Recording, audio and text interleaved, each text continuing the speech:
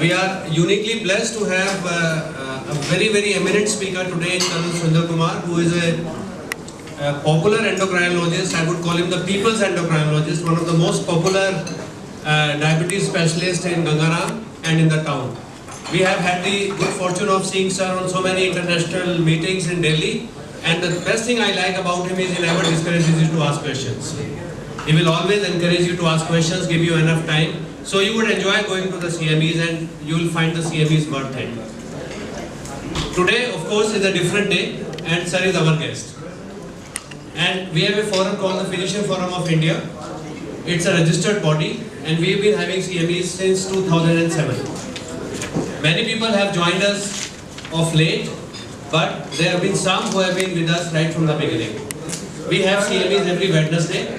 Not to confuse the issue with any multinational companies sponsored programs, and to give people a midweek stress buster, as we call it. We have had CMEs on almost every Mathur to match Colonel Surinder Kumar. They know each other, and I would request to introduce our honorable speaker. Few words about Colonel Mathur. He is our senior colleague in Munirka, a very popular thyroid specialist and one of the most wonderful person you can ever meet in your life, decency personified, as we say. Over to Colonel Mathur to introduce Colonel Surinder Kumar, and then we have this important CME. I would request again you to maintain the decorum throughout the meeting, including the question answer session, to keep your phones on the mobile mode. Doctor should not view these kind of CMEs. So we have a social media, Indian social media for smart children, actually started by my children, more than 70 lakh members across the world. And so I decided that we should have some CME world kind of a concept so that everybody can watch them. Now what we do is, we upload every CME, record them on smart children, and then it is shared among at all 8 and 9 social media, including Google+, YouTube, Pinterest, Instagram, and all other, including WhatsApp. So 8 social media, it is shared, and we are having more than 1,000, 2,000, 3,000 likes across the world. So the purpose is that Physician Forum of India should promote what such nice people like give lectures, and it's only restricted to 50, 60 of us. So why not the entire doctors across the world? Thank you so much. Over to Colonel Mathur. Thank you, Sushil. Good evening, everybody. It's a pleasure to be here once again in front of you all. We always enjoy this Wednesday evening, what we call academic social get-together. And it has been wonderfully organized by Sushil for all these years. Today we have Dr. Surinder Kumar, who is a personal friend. We've been together for a long time, served together in the army, and as a wonderful human being, as Sushil already said about it. And I don't want to express further, sir. Welcome, Surinder. He is a chairman, he is a senior endocrinologist and chairman of endocrine department at Gangaram Hospital. Besides his work in endocrinologist, he has been working in the army as a great man.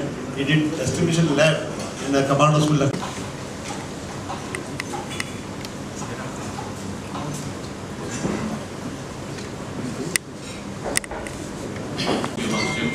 And I always was thinking that I'm part and parcel of South Delhi Physicians Association. And now I know that this is for the Physician Physician Forum India. So I'm really happy to know the hard work done by Dr. Chauhan and other members of the forum. I'll be talking something which is very well already known to you, except that some new incidents are coming, so I'll shed just a brief light on that. But the basic talk is mainly about the diabetes. We know a disease which is full of complications, and the complications, dental complications, and a lot can be done to prevent those complications. And one of the things that can be done is early diagnosis and effective therapy in the beginning. We normally start much later once the complication has taken place. Maybe the reason may be that initially the disease is symptom-free, so one doesn't bother. One comes to know only when there is a complication.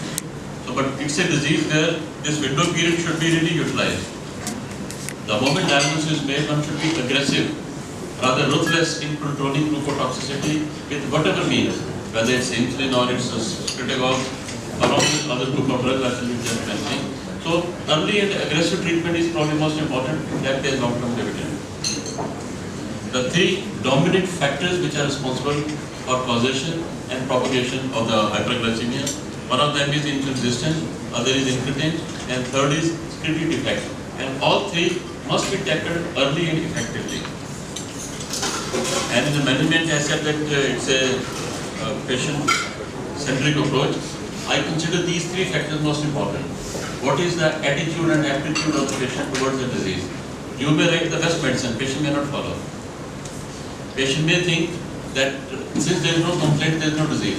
So these sort of information has to be imparted to the patient, so the patient understands the gravity and simplicity of the treatment, so that he becomes part and parcel, because 98% of the time the patient is going to treat himself or herself.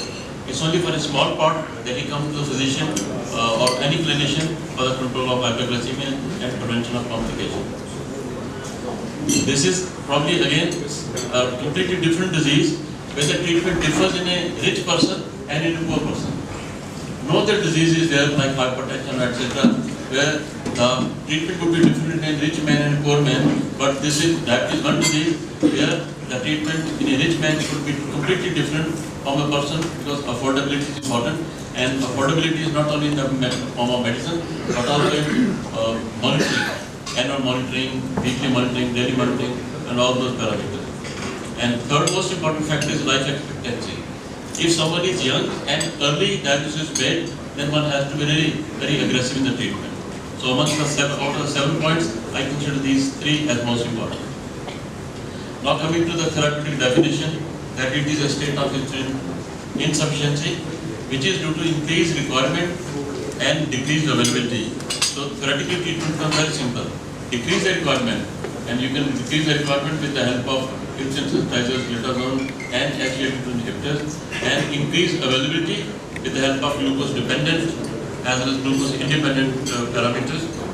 The glucose dependent ones are incretins, whether injectable or oral, and in glucose independent are sulfurias and insulin. This group is very powerful, very effective in controlling early glucotoxicity. So in the treatment, one should start with the help of sensitizers along with the incretin, and if glucotoxicity is on the higher side, then one can take help of this group of drugs, whether it's insulin or scritagol, and once the glucose toxicity has been controlled, then one can very easily manage with this group of drugs. So the main competition of sulfonylurea is with the insulin, and I should be talking briefly about the insulin. First question comes, why should we start insulin in type 2 diabetes? Early, especially early. At the end of the disease, everyone has to start insulin, but why should we start early? The main benefits are, it restores the beta cell function, the beta cell mass, and that is one. Higher the beta cell mass, better is the overall durability of the drugs, and the variability of glucose control is much better as long as the beta cell mass is there.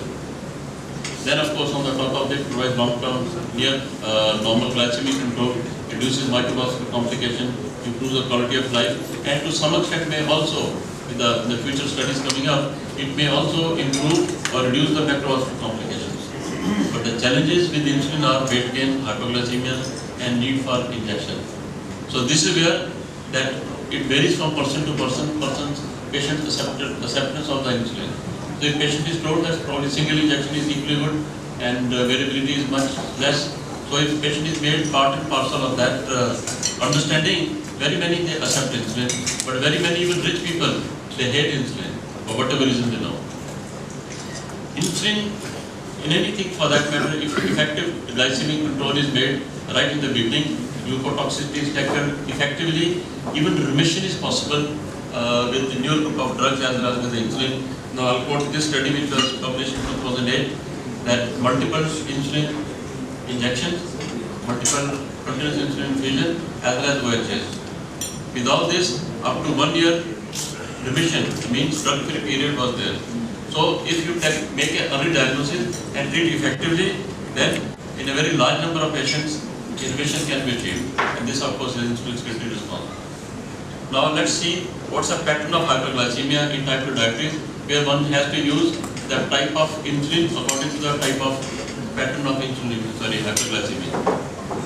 This is classical where this fasting hyperglycemia, And because of hyperglycemia, pre-meal hyperglycemia on the higher side, in that situation, you bring it down with the help of basal insulin, control can be easy. And then comes the classical parental hyperglycemia. The pre-meal values are normal, but post-meal values are high. There are different type of insulin required. And third, of course, is mixed one, where both pre-meal values on the higher side as well as parental hyperglycemia is there. And this is where the pre-mixed type of insulin are more useful. So now comes the mood question, the important question, when to start insulin. Now these are various stages of type 2 diabetes.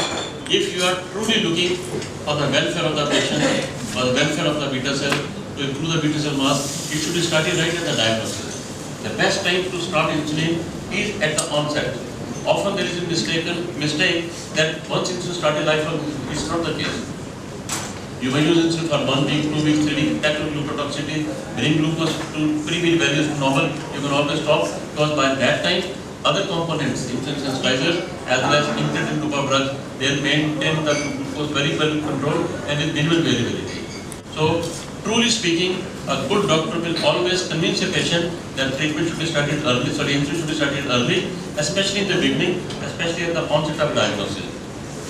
And insulin may last for 1 week, 2 weeks, 1 month, 2 months, all depending on how much time is taken for the glucotoxicity to settle down.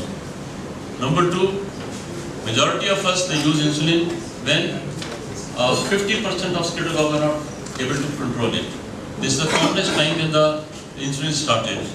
But at last time, everyone has to start insulin because beta cells are exhausted. So, what we should follow that golden window, that earlier the insulin is started, it is for a shorter time. The later insulin is started, it is lifelong. So, if this concept is given to the patient, very many will accept the insulin. Now, there are 2017 criteria which state clearly that one can start after, of course, the full use of insulin sensitizer and incretin. One can start with a basal insulin. And basal insulin is simply single unit of insulin, single injection of insulin at any time of the day. Immaterial, whatever time the patient is taking food. It can be during the morning, in the evening, or if the patient is comfortable at lunchtime. Whatever time the patient is more comfortable, injection can be taken. After that comes, one can add either a single parenteral component, depending on the heavy meal, or it may be more than 2 rapid insulin, depending on the type of pattern which I showed. It could be total basal plus or basal 3 plus could also be there. It all depends on the type of pattern. Other one is one can change over from there to 2 doses of pre-mixed insulin, again depending on the pattern, and even 3 doses of pre-mixed insulin. Again, it varies from person to person. But your concept is that if basal fails, instead of using these, why not add an injection instead of DP formulator, because that is going to be much more effective and in improving the beta cell mass. So it's all left to the treatment relation what you use it. And again, for the basal insulin, we know that if A1C is more than 7.5, or some people think 8, a basal component is more important, so controlling that with basal insulin becomes easier. So initiating basal therapy once the oral antidiabetic drug fail to maintain A1C. Failure means ideally 50% of the maximum dose and at best 2/3 of the maximum dose. For example, glimepiride 8 mg is the maximum dose. So if at 4 mg one is unable to achieve the objective, then go on to the insulin or at the most 6 mg of glimepiride. And again, well said that fix fasting first and later on one can control the glucose very well. And this, of course, diagram has been seen. If you control the pre-meal component with a single injection, the parenteral component can be achieved easily in very many of the patients. And studies have shown that if you start insulin early, immaterial whether one is on basal insulin or on pre-mixed insulin or on basal bolus therapy, at the end of 2 years, the overall control of A1C remains almost same, but the number of pricks may vary from person to person, whether one is on basal bolus or pre-mixed or basal only. So ultimate result will be the same. So one should really start early. Now, the therapeutic landscape as far as insulin is concerned is changing very rapidly. It started with insulin, and then PZI gone, NPH is still there. It was followed by recombinant DNA insulin in 1980s. Then came Glargine, Retomir, Degludec, and now in the next probably maybe 6 to 8 months, we may be having Glargine U300. So that's the probably main concept of competing it with the Degludec insulin. Now basal insulin analog formation, this is the pure insulin of aspart, which may be having monomers. We know that they are in the form of hexamers, they converted to dimers to monomer, and monomers are absorbed from the skin. So this is not yet available, but ultra rapid acting aspart insulin is going to be produced by a different insulin company. These are the ones which are available in dimers, will get converted to monomer and absorbed. And then longer acting ones are Glargine, Detamir, and Degludec, of course, is the longest one because of the multi-hexamer chain. And Glargine, the presently available is U100, and the newer one is U10-15 years. Longer duration of action, flat profile, minimal intra-patient variability, so the coefficient of variation is quite less, and that's why the stability is much more, and much less incidence of hypoglycemia as compared to the NPH. Again, studies have shown comparing Glargine with Detamir. Detamir is again albumin-based insulin which got a longer duration of action, but comparing with Detamir, the so-called Levemir available by the name of Levemir, the total dose requirement to achieve the same A1C is more with Levemir, but at the same time, efficacy-wise, unit per unit, it is comparatively weak. With Glargine, the A1C reduction is better as compared to Detamir, volume by volume and unit by unit. But smoothness of action or hypoglycemia per se is much less with Detamir as compared to the other insulins which are available. Again, about Degludec, I don't need to say anything, that it forms its dihexamer, multi-hexamer chains are formed, and then of course it gets split within the skin. It has a long duration of action, crossing 25 hours or so, and it can be, the mode of action remains close to 40 hours or so.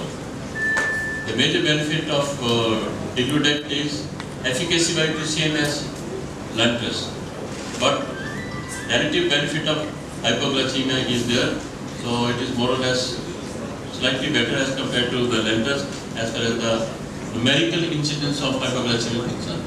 But dominant thing is that nocturnal hypoglycemia is definitely better with Degludec as compared to the Lantus, but overall hypoglycemia remains almost the same. Half-life of Glargine and Degludec. The half-life of Lantus as shown here is 12.5 hours, and it covers easily 24 hours, but effectively around 18 to 20 hours. And for Degludec, half-life is 25 hours, and it covers close to 40 hours or so, but then it has to be given, it's better to give it in a way of daily injection rather than as it was thought initially that one may require injection just once in 2 days. That is not really effective. Now comparing the basal insulins, NPS the oldest one, risk of hypoglycemia is more, whereas with Glargine risk of hypoglycemia is less, Detamir is still less, Degludec is still less, especially the nocturnal hypoglycemia. Cost-wise, NPH is cheapest, Glargine is slightly more expensive, Detamir and Glargine remain almost same as the cost is concerned, but Degludec is most expensive. Convenience-wise, they are all convenient, but main thing is the dosing flexibility lies in Degludec, because if someone forgets to take in the evening, one can take in the morning, or say about a couple of hours, 4, 5, 6 hours, truly doesn't make difference because of the long duration of half-life. Or Degludec plus, that means aspart plus Degludec is a newer insulin which is available, and it is being compared with Degludec aspart with Lantus in 3 studies which have shown. In one of the studies, the A1C reduction over 24 or 26 weeks remains the same, but variability is comparatively more because it's a combination of rapid acting and long acting, whereas Lantus is basal, so variability is less comparatively over here as compared to this one. But then this is a different study and this is a different study, and people who are achieving A1C less than 7 is almost same, 45.9, 45.6. And again, something similar or numerically better with this one, which is 40%, 36%. But significantly no difference is there. A basal insulin and analog and the cardiovascular safety has been well established in the origin trial that as far as cancer of cardiovascular outcome is concerned, Lantus is absolutely safe. And again, for the various type of cancer, there is no indication or signal that it is more carcinogenic at all. The board trial, which was published on 12th of June in NEJM, it is comparing Degludec with Glargine, and here the cardiovascular safety was confirmed that both are cardiovascularly safe. It was compared with this Degludec and the Glargine, and the incidence of hypoglycemia was numerically better, but it's not statistically significant. So maybe if you follow them for another 10-15 years, you may find some difference, but practically there was no difference. Statistically there was no difference between the two. Now this is the one which is Toujeo is a new insulin, which is same insulin Glargine, but in a more concentrated form, and which is going to give a challenge to Degludec based on these following parameters. Number one, the volume reduction is there, is reduced by being concentrated. So 1 ml will contain 300 units of insulin. So the volume is reduced. The surface area covered by this is reduced by 50% as compared to the Lantus. And if you look at the PKPD, this blue one is the Lantus and the green one is Toujeo. So that is the U300. It was flatter and longer duration of action as far as insulin availability in the body is concerned. Glucose infusion is a way to how effective is control the glucose. So that also remains more flattened. And again, blood glucose level is very well controlled beyond 24 hours with the newer insulin as compared to the Lantus. Again, the 300 provides a more constant absorption of insulin Glargine as compared to the previous U100. There is a comparison between U100 and U300. The U300 is probably found to have a more flatter and a longer duration of action, and thus competing with the Degludec insulin. Now just a peep into the near future. A combination of basal insulin and GLP-1 analogs is available presently with by one company. So the conceptually it's a great thing that GLP-1 receptor agonist is there. We said that incretin is important. At the same time, from the insulin strategic point of view, we mentioned that is either insulin or it's insulin strategic, so providing basal insulin. So combining basal insulin with incretin will provide a very simple way of giving two important things. One saves the beta cell, other promotes the beta cell mass. So both put together will provide a great advantage to the patient in the single injection. Advantages of these are good parenteral control, low risk of hypoglycemia, weight reduction is there, so of course related side effects are there. With basal insulin, fasting glucose and parenteral glucose is controlled, A1C reduction, both are complementary. The risk of hypoglycemia is increased, whereas it is decreased with this one. So this will match, both will match with each other, and weight gain is there, this will lead to weight loss. So probably this combination will counterbalance the side effects of the other, and finally it's a win-win situation. This of course is available presently, Diabetic Lira is available, and it shows that as the insulin dose, the dose increases, the liraglutide also increases, and maximum is 50 units of Degludec contains a maximum dose of 1.8 mg of liraglutide, which is the maximum dose which is normally used from a diabetes point of view. Of course, for weight reduction point of view, up to 3 mg is used. From the Sanofi point of view, this is a newer one which is not yet available, though phase 3 trials are being there. So it's a combination of Lantus in contrast to Degludec over there, and lixisenatide, which is a parenteral GLP-1 receptor. So this is predominantly parenteral, and the pre-meat component is going to be looked after by the Lantus, and lixisenatide will look after the parenteral component.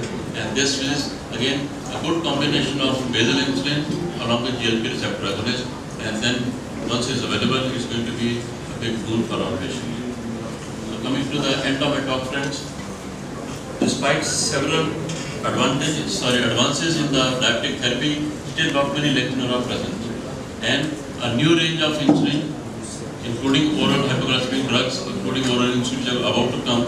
Two of the new combinations are U300, should I call it Glargine or Lantus, with a different name, and other Diabetic Lira, Lixil, and Style, etc. that are being available. So very soon, maybe in about 9 months or 10 months time, novel insulin therapy such as insulin glargine, longer acting U3 are going to be available. They have provided additional option for fundamentally addressing the critical unmet needs, that means to control the pre-meal values with minimal variability. So I'll come to the end of the talk by saying that the newer research or newer algorithm, they teach us where to look, but ultimately it is a treating clinician who has to decide what to use. So very well said by Alexandra that the best teachers, they tell us where to look and not what to see. So what to see is to be decided by the treating clinician, that for a particular person, what pattern of hyperglycemia is there, and for that individual, what sort of insulin is required, whether it's a basal insulin, or is a premix insulin, or a basal bolus insulin, or a combination of insulin along with the incretin. So all those things are often being available, and I'm sure the future is going to see much less complication with the newer application of the new drugs which are going to be available.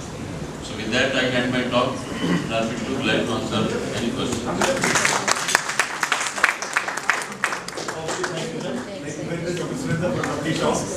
Sir, take the mic, sir. Take the mic. If you both could come on the dais there, please. The events. But the all-cause mortality is reduced by metformin to 38%, and the recent SGLT2 inhibitors also reduce mortality. But no RCT is done as far as the insulin is concerned.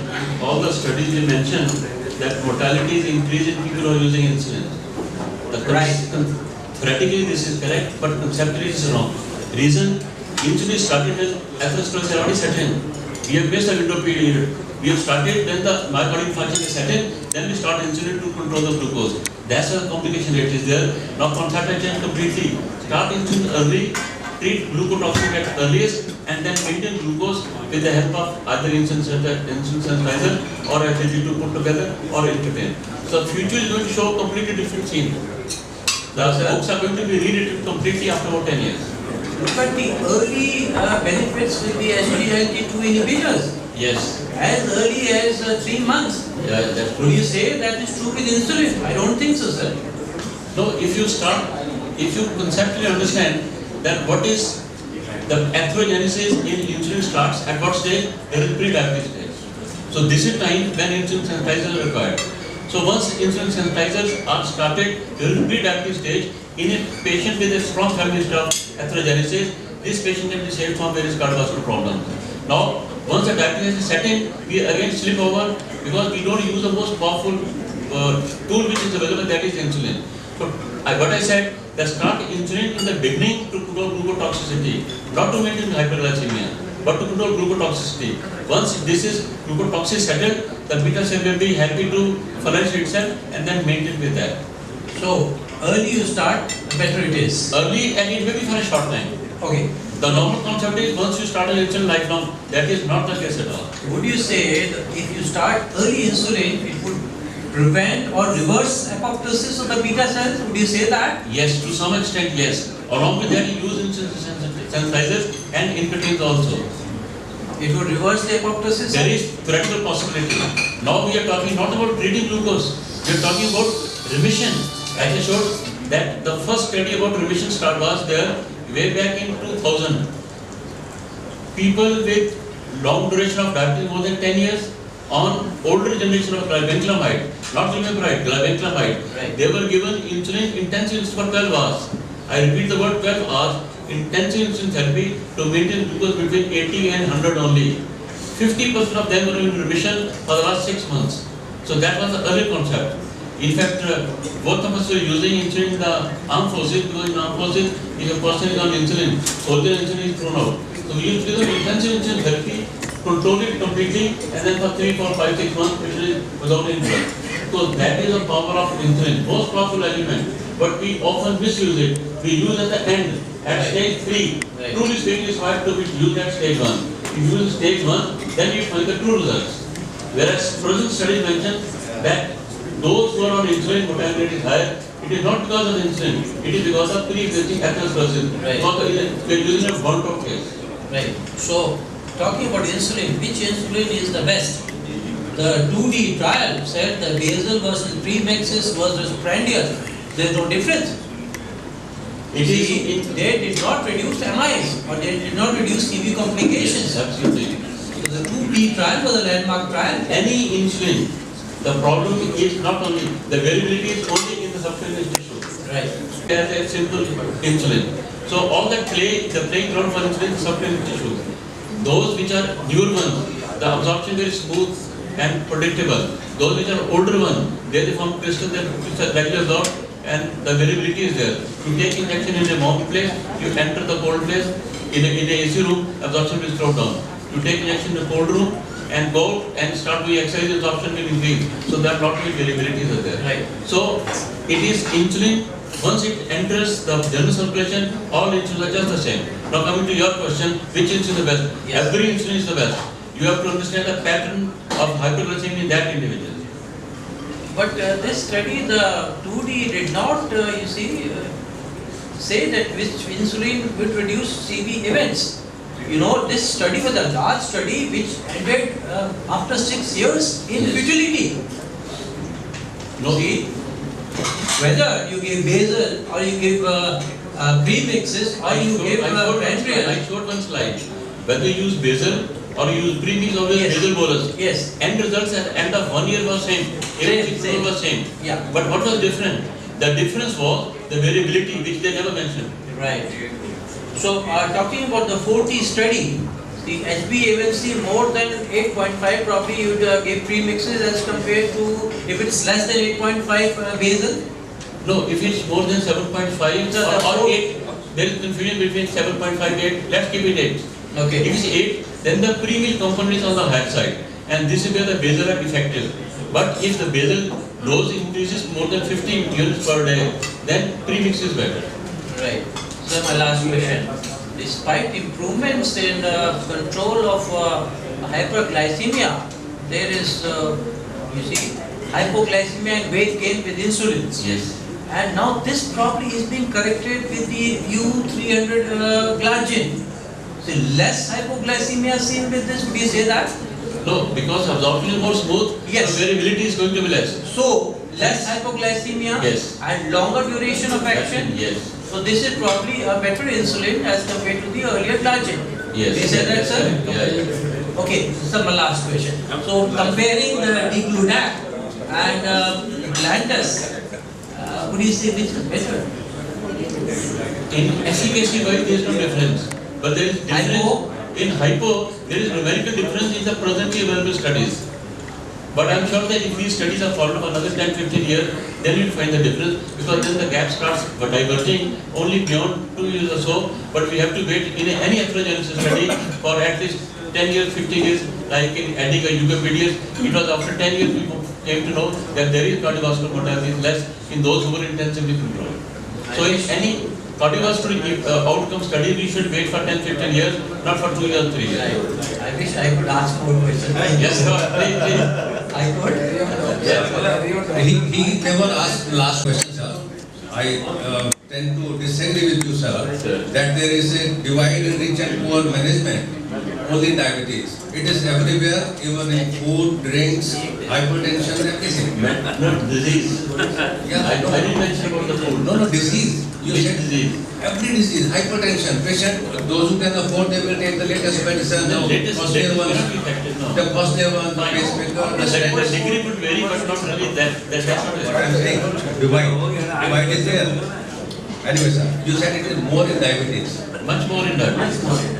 Even stents, sir, so those who are rich people, they will go for the diabetes. Anyway, sir, my humble question to start with.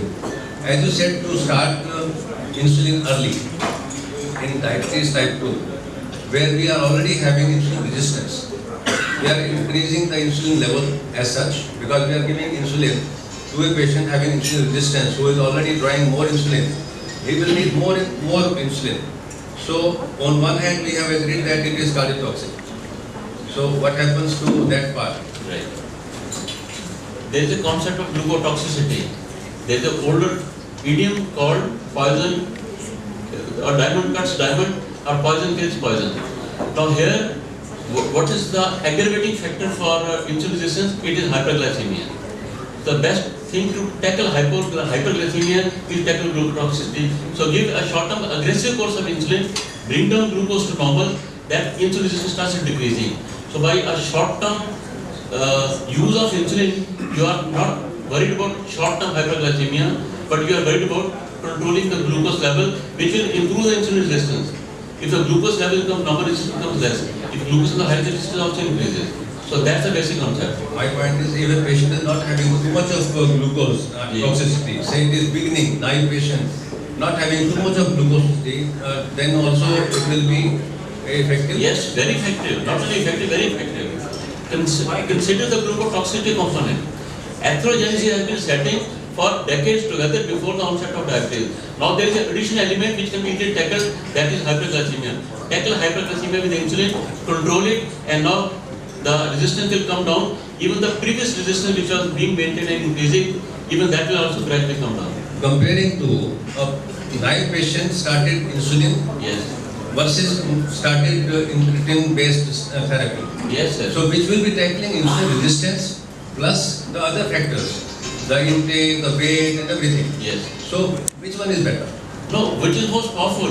When you want to look after your beta cells, what you require is tackle glucotoxicity. And which is the most powerful element? That is insulin. And after that it is excretagogue. Other drugs are for long-term maintenance. Start them early, but maintain with them. Start insulin or insulin excretagogue in the beginning for short-term use. Sir, To kill what the is the- glucotoxicity. what is the explanation for the nocturnal hypoglycemia lesser with the newer EU 300? Smooth absorption. Smooth absorption. No peaking effect. Because they get absorbed. Suppose you take insulin in the evening, it is a normal concept. By around 4, after about 4 hours, the glucose starts increasing, reaches peak in letters. It is comparatively less. How far we are from injection less insulin? Injection less insulin maybe 5 to 10 years. Any chance of oral? Yeah, if this is injection less insulin, Biocon is trying very hard. A few other companies are trying, but maybe another 5-10 years. Both parenteral insulin as well as basal insulin in the form of oral are being attempted. Very, very intelligent question, sir. Sir, one of the basic problems in diabetes, ever since UKPDS, has been the issue of addressing the macrovascular complications in diabetes. You would agree. We had wonderful results in UKPDS on microvascular front, Yes. but we failed on the macrovascular front. And when we tried to be very ambitious in the later trials, we found out that as we tried to achieve very ambitious goals, actually the cardiovascular mortality increased. And you know those trials, and everybody knows those trials, the ACCORD and the other trials. So my question is, after the introduction of this molecule called the SGLT2 inhibitors, and wonderful results on macrovascular fronts, especially decreasing the cardiovascular mortality and morbidity even to the tune of 38%.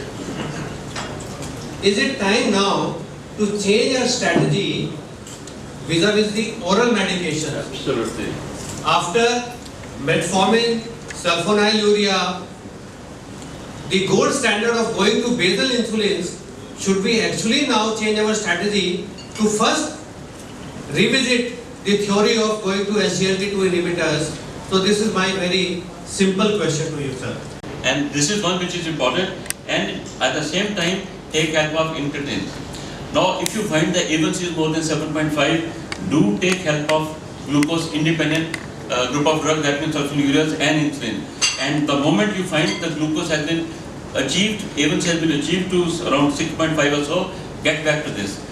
With this combination of treatment, the long-term atherosclerosis is going to be minimized to a major extent. In addition to, of course, controlling, taking full help of statins and controlling blood pressure, etc. So the future, all those studies are when new drugs were not available.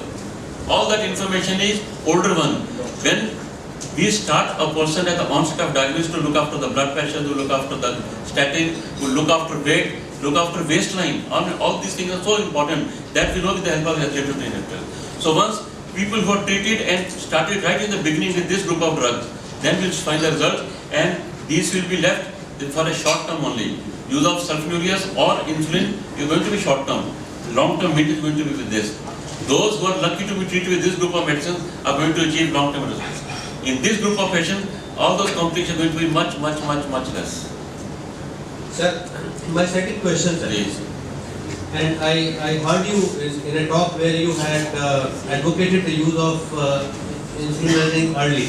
Yes. And you said that if you do that, then we hypothesized, and there were trials, although short trials, short number of patients, that there is a saving of beta cells, there is a preserving of beta cells. Is the concept still valid, sir? Very much valid. Very much valid, yeah. This is the proof. This was 2008 study, but studies from 2000 onward have been there, and this is what it shows. That if a person is kept on intensive insulin therapy, and intensive insulin therapy in these studies were up to 1 month, 2 months, 3 months, to maintain a glucose control of fasting and pre-meal values between 100 and 120 in this study. In the previous one which I mentioned, 12 hours was from 80 to 100 only. So here it was pre-meal values between 100 to 120, and for usually not maximum was 3 months or so. So following 3 months of intensive therapy, followed up to 1 year, 66% people were free of any drug for that matter. So this is the power of insulin, which is not there with anything else. Sir, my last And question. not only that, and this is the power of insulin steroids also, including ribepryde. They are very powerful. So use them effectively and early. Sir, my last question. See. Sir, we often talk of algorithms in diabetes, ADA, EASD, the Indian guidelines. So where do you place the use of basal insulins in the pathogenesis, pathophysiology of diabetes and its clinical correlation? As a clinician, where should I start using basal insulins? I'm a great fan of basal insulin. I use it at the first onset of diagnosis of type 2 diabetes in a young individual without any complication. But making the patient understand that I'm treating not for control of glucose, but to preserve your beta cells. So that should be clear to the patient. By if you give two group of people steroids and insulin, both are going to be controlled.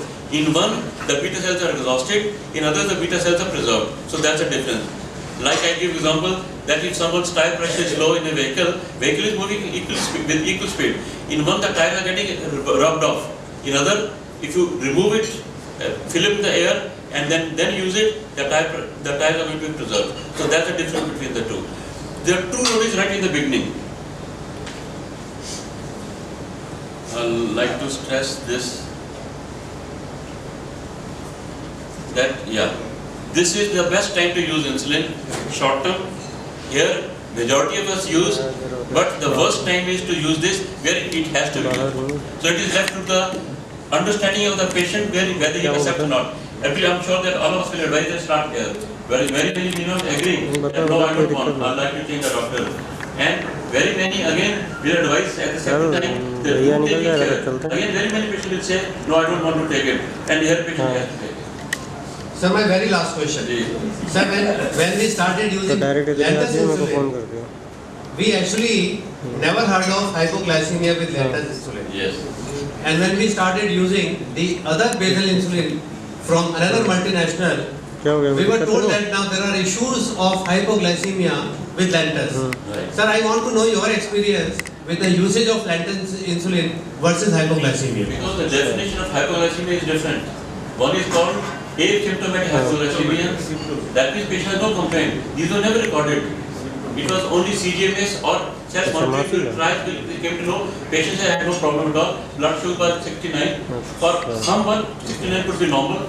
But if you mention that anything less than 60, 70 is hypoglycemia, is quoted as hypoglycemia. Otherwise, patient never had hypoglycemia, but he had symptoms of hypoglycemia. Again, this is taken as hypoglycemia. So it all depends on the definition which is taken. And thirdly, timing, midnight to 6 a.m., midnight to 8 a.m. So all those are variations which are there from trial to trial. Sir, your own experience with Lantus and versus hypoglycemia. If patient monitors glucose properly and takes early action. Again, example is someone's pre-meal value is around 170. Then he sees the glucose comes down, pre-meal value comes 150, 130. The trend is progressively coming down. So at 130, the dose should be truly reduced, otherwise patient is going to hypoglycemia. So if monitoring done effectively, the patient is educated, then the chance of hypoglycemia is not there at all. But if patient not monitoring, he thinks that he's been advised glucose, sorry, that insulin, he's taking insulin, he's feeling better, and let me carry on. This group of patients will go into hypoglycemia because monitoring is the important part of the treatment. So regular monitoring, timely monitoring, that is important. Dr. Bangla? So insulin used in first phase will be temporary, always. Very short term. Then you can. Yes.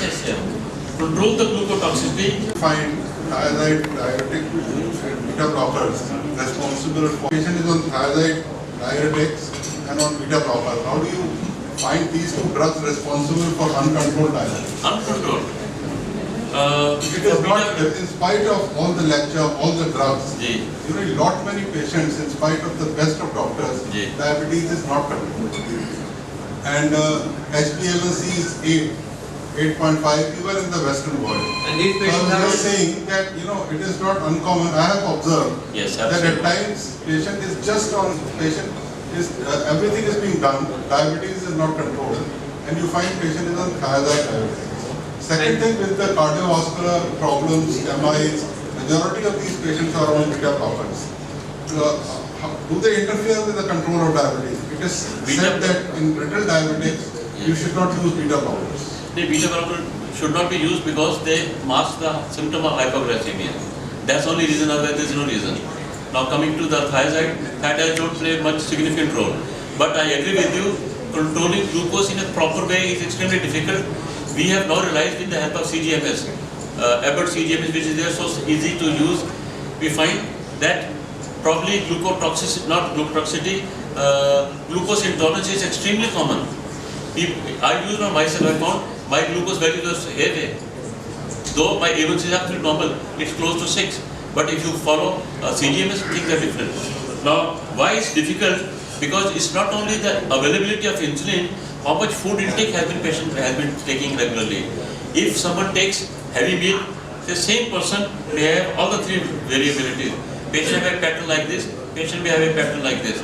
So, food intake is on one side, availability of insulin medium and glucose output is on the other side. One has to match two together. So timely food intake, regularity is important, and smoothness of insulin availability has to be important.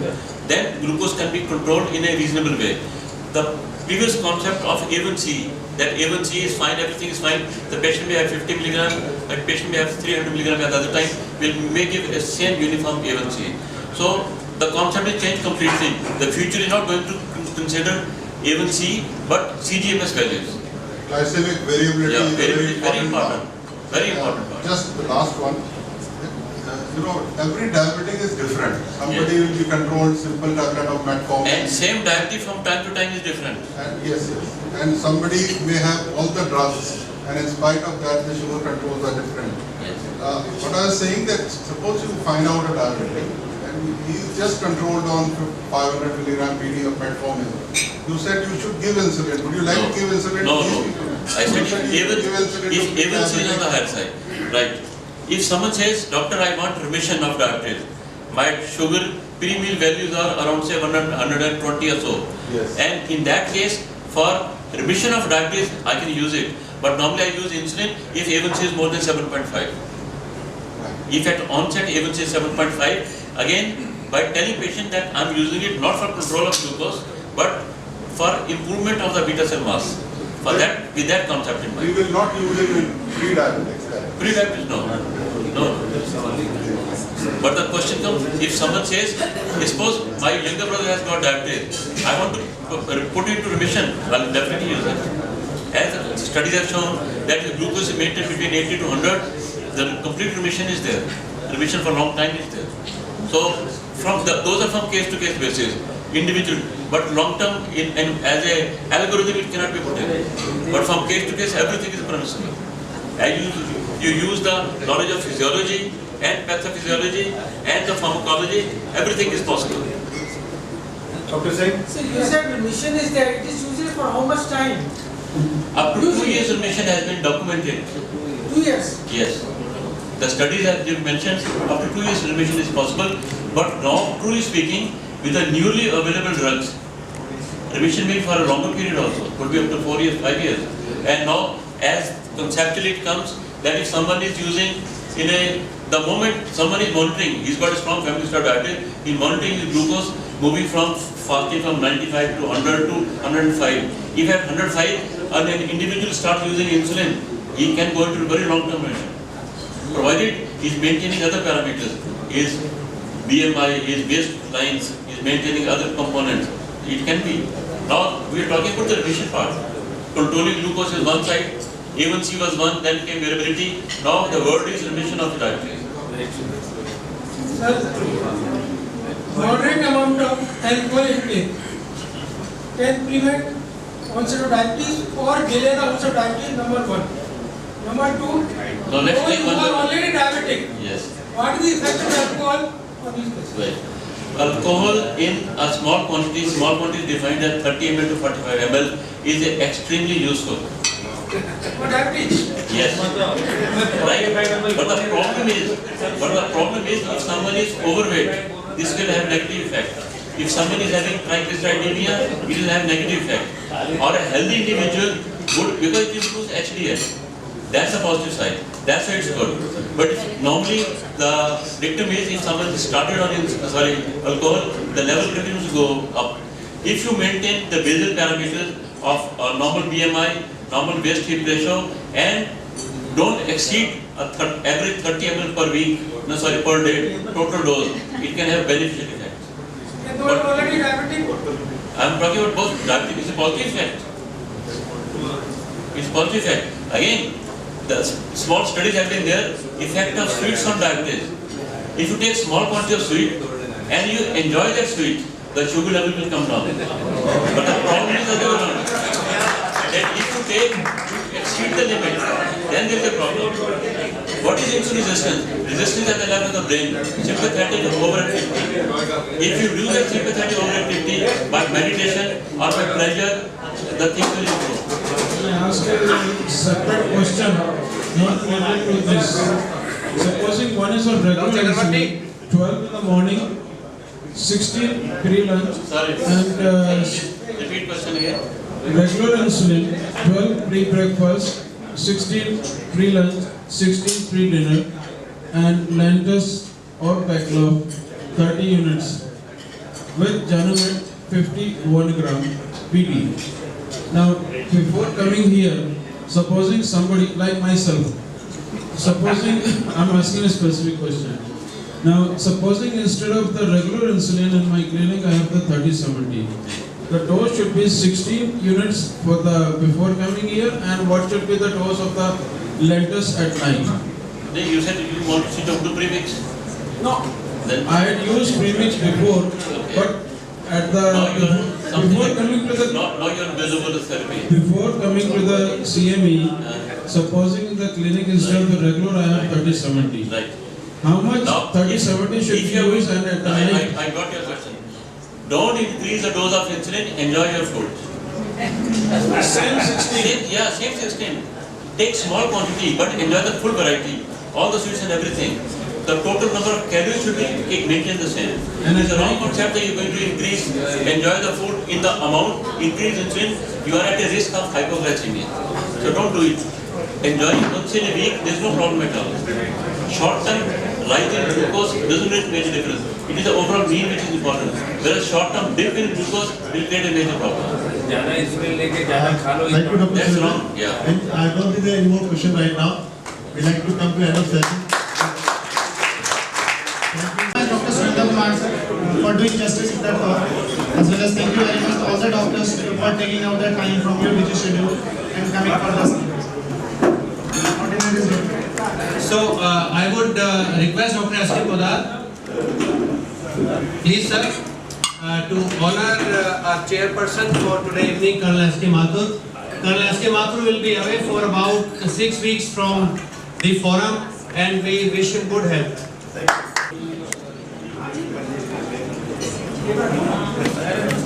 I would request Dr. M.L. Kalra to come forward and to honor the honorable speaker, eminent endocrinologist of repute and people's endocrinologist I call Colonel Surendra Kumar. Sir, we are obliged that you are here.